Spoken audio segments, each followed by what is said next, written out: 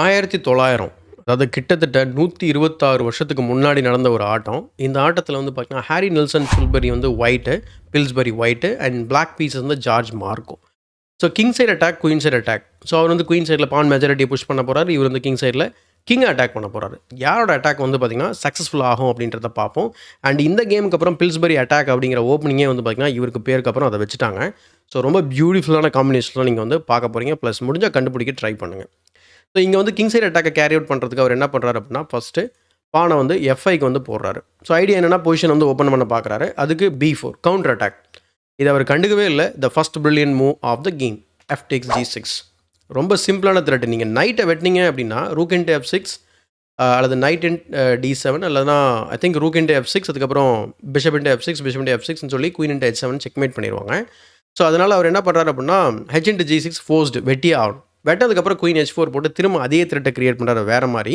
அதுக்கு B takes C3 பார்த்துக்கலாம், நீ வெட்டு முடிஞ்சால் நான் தடுக்கிறேன் அப்படின்னு சொல்லி அந்த சேலஞ்சை அக்செப்ட் பண்ணுறாரு.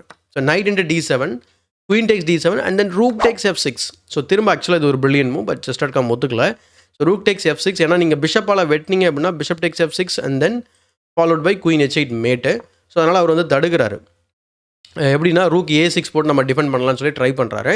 பண்ணதுக்கப்புறம் rook AF1. So final piece into the game. இப்போதைக்கு வந்து பார்த்தீங்கன்னா மார்க்கோ வந்து ஒரு பீஸ் அப்பில் இருக்கிறாரு. பட் அது இங்கே விஷயம் கிடையாது. ஸோ இப்போது இந்த பொசிஷனில் வந்து பார்த்தீங்க அப்படின்னா ஆக்சுவலாக அந்த பீஸுமே ரெக்கவர் பண்ணிட்டாரு. அந்த ரூக் இன்டு F6 அப்போ அதுக்கப்புறம் ரூக் A6 போட்டு 6th ரேங்கை கார்ட் பண்ணுறாரு. பட் கார்ட் பண்ணதுக்கப்புறம் இங்கே அனதர் பிரில்லியன் மூவ் வந்து பண்ணுறாரு. அல்லது இந்த பொசிஷனில் ஒரு 6 மூவ் காம்பினேஷன் இருக்குது. அண்ட் 6th மூவ் பண்ணிங்க அப்படின்னா உங்கள் ஆப்போனன்ட் ஒன்று செக்மேட் ஆகிடுவாங்க, இல்லைனா ரிசைன் பண்ணுவாங்க. So can you find that? Starting with this brilliant move bishop takes G6 check. So threatening mate in 1 வெட்டியாகணும்.